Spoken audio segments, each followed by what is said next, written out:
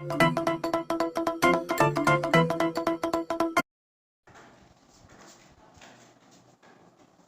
दोस्तों, मैं हूं देशराज जोगी और मैं आपके समक्ष उपस्थित हूं रीट लेवल फर्स्ट और सेकंड की मैथ क्लास में।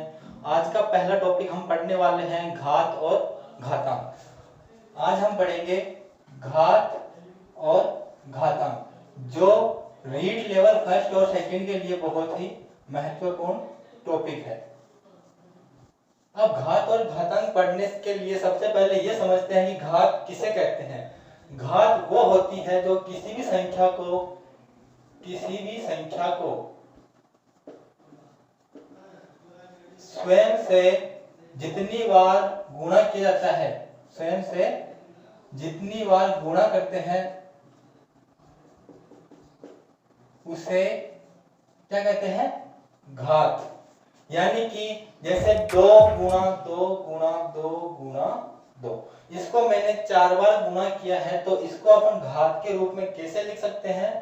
2 की घात 4। यानी कि ये जो इसका गुणा है, 2 को 4 बार गुणा करने के किया मैंने, तो इसको कैसे लिखेंगे? 2 की घात 4 के रूप में। और इसको पढ़ेंगे कैसे? इसमें 2 जो है वो तो आधार कहलाता है, 2 को आधार कहते हैं, और जो 4 है वो इसकी घात है। यानी कि इसको पढ़ने का तरीका क्या है? 2 की घात 4। और इसका प्रसार, जो ये घातांक घातीय संख्या है, उसका प्रसार के रूप में अपन इस प्रकार लिखते हैं, जैसे कि ये 3 की घात 7। इसको अपन प्रसार करें इसका, तो कैसे होगा? 3 गुणा 3 गुणा 3 गुणा 3 गुणा 3 गुणा 3 गुणा 3, यानी कि इसको 7 बार गुणा करना है। ये इसका क्या कहलाता है? प्रसार या विस्तार। ऐसे ही घातीय जो संख्याएं हैं, इनकी समस्याएं यानी कि प्रश्नों को हल करने के लिए घातों के नियम काम में आते हैं। घातों के नियम काम में आते हैं, जो इनके सवालों को हल करने के लिए बहुत उपयोगी हैं। तो आइए देखते हैं वो नियम कौन कौन से हैं। पहला है कि एक ही आधार वाली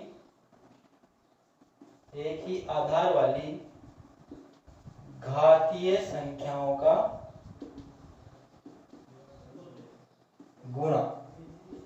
यदि घातीय संख्याओं के आधार समान है, अब आधार के बारे में मैंने बताया कि जो नीचे वाला अंक है उसे आधार कहते हैं, जो ऊपर जो अंक लिखा जाता है उसे घात कहते हैं। अब एक ही आधार वाली दो या दो से अधिक संख्याओं का गुणा किस प्रकार किया जाता है, उसके लिए देखिए, यानी कि 2 पूर्णांक संख्याएं, 2 शून्येतर संख्याएं मान लीजिए। एक शून्येतर संख्या है, एक शून्येतर। अब शून्येतर का मतलब है कि ये शून्य नहीं है, और 2 धन पूर्णांक है, m और n। ये क्या है? धन पूर्णांक। इनका गुणा 1 की घात m गुणा 1 की घात n। ये घात का नियम क्या बताता है कि यदि 2 शून्येतर संख्याओं की घात धन पूर्णांक है m और n, तो इनका गुणा करने के लिए अपन क्या करना है? ये घातें आपस में जुड़ जाती है। गुणा के साथ ये घातें क्या हो जाती है? जुड़ जाती है। जैसे ये a को मैंने मान लिया 2, और ये m के स्थान पर जैसे 3 गुणा 2 की घात 4। ये 2 की घात 3 और 2 की घात 4 को गुणा करना है। तो इसके लिए ये नियम काम आके क्या बनेगा अपने पास? ये जो पहला नियम है घात का, इसमें समान आधार वाली घातों का गुणा, उसमें घातें क्या हो जाती है? जुड़ जाती है। ऐसे ही यहाँ पे क्या हो जाएगा? 2 की घात 3 प्लस 4 बराबर 2 की घात 7। इसी के साथ जो घात का अगला नियम है वो है एक ही आधार की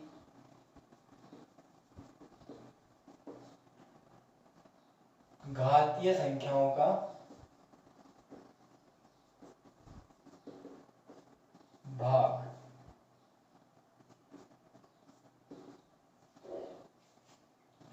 अब इसमें क्या करना है? जैसे कि ये 1 की घात m एक संख्या है और दूसरी संख्या है 1 की घात n। अब ये जो लाइन है ये किसको बताती है? कि इसमें इस संख्या में इसका भाग देना है। तो जहां पे भी भाग आता है और आधार समान है, यहाँ पे भी आधार a है और यहाँ पे भी आधार a है। आधार समान होने पर जो बड़ी घात है उसमें से छोटी घात को घटा देते हैं, यानी कि a की घात m माइनस n।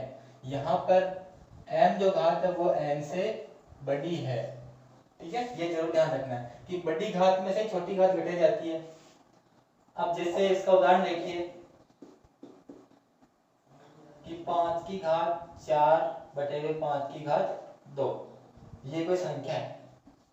इसमें क्या करना है, आधार दोनों के समान है और घातें अलग अलग है, तो क्या करेंगे, बड़ी घात में से छोटी घात घटा देंगे, यानी कि आधार तो 5 और बड़ी घात कौन सी है 4, उसमें से छोटी घात घटाएंगे तो क्या बना ये 5 की घात 2। इसी के साथ अगला नियम अपना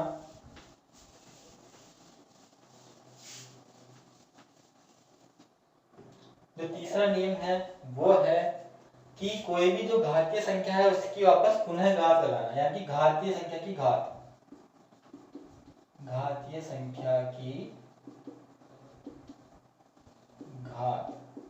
इसके अंदर होता है कि a की घात m, ये घातीय संख्या होगी। यदि इसकी घात एक और घात आ जाए, इसके ऊपर एक और घात आ जाए तो इसका रूप कैसा बनेगा, a की घात m गुणा n, यानी कि ये जो दो घातें हैं वो आपस में गुणा हो जाती है। जैसे 7 की घात 2 इसकी घात 3, तो इसको इसे सूत्र से कैसे करेंगे, ये हो गया 7 की घात 2 गुणा 3 अर्थात 7 की घात 6। ऐसे ही इन नियमों का प्रयोग अपन को इनके सवालों को हल करने के साथ करना है। इसी के साथ चौथा नियम,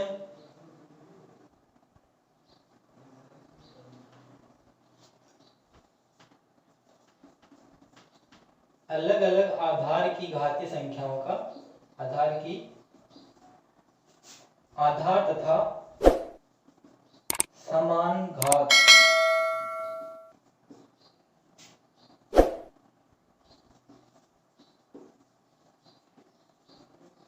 संख्याओं का गुण। अब पहले तो था, इससे पहले जो था उसमें समान आधार था और घातें अलग थी, लेकिन इसमें क्या है, आधार अलग अलग है और घातें समान है। तो इसमें क्या करेंगे, आधार अलग अलग, अपन ने दो आधार मान लिए a और b मान लिया, और घातें समान है तो इसे घातें मान लिया अपन ने m मान ली, दोनों की घातें m। तो इन दोनों को गुणा करने के लिए क्या करेंगे, अब घातें तो समान है तो इसकी घात पूरे की 1 हो जाएगी m, और जो आधार है उन दोनों को आपस में गुणा कर देंगे, यानी कि a की घात m गुणा b की घात m, तो इसका गुणा क्या हो जाएगा, a इंटू b की घात m। जैसे ये 2 की घात 3 गुणा 4 की घात 3, इसका गुणा करने के लिए 4 और 2 को गुणा कर देंगे और इसकी पूर्ण की घात कितनी हो जाएगी, 3 हो जाएगी, यानी कि 8 की घात 3 इसका उत्तर आएगा, ठीक है। ऐसे ही अलग अलग आधार की घात है उसका भाग कैसे किया जाता है,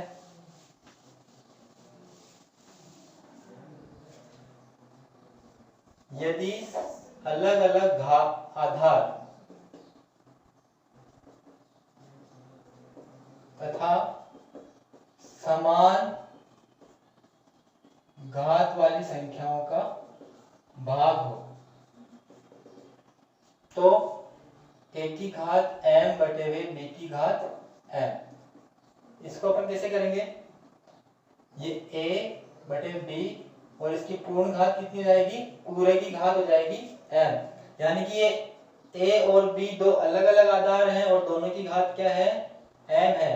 तो इसको कैसे लिखेंगे अपन, a बटे हुए b, इसकी घात कितनी रहेगी m। जैसे उदाहरण देखिए 5 की घात 3 बटे हुए 4 की घात 3। अब इसको हल करने के लिए इस नियम का प्रयोग करते हैं। तो नियम क्या कहता है कि अलग अलग आधार की घात अगर समान है तो उन आधार का भाग और उसकी घात क्या हो जाएगी, घात वही रह जाएगी। तो इसमें आधार कौन कौन है, 5, 5 में 4 का भाग देंगे और इसकी घात कितनी है दोनों की, वो है 3। तो ये तो हो गई नियमों से कुछ छोटे प्रश्न।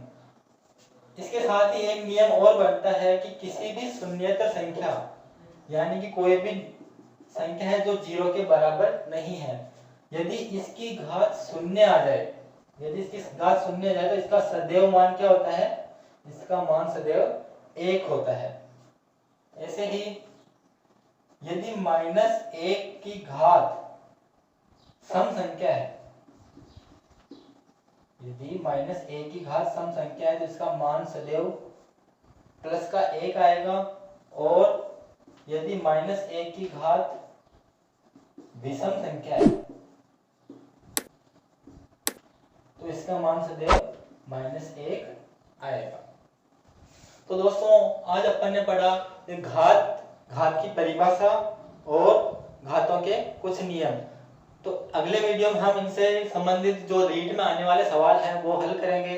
आज के लिए इतना ही। नमस्कार।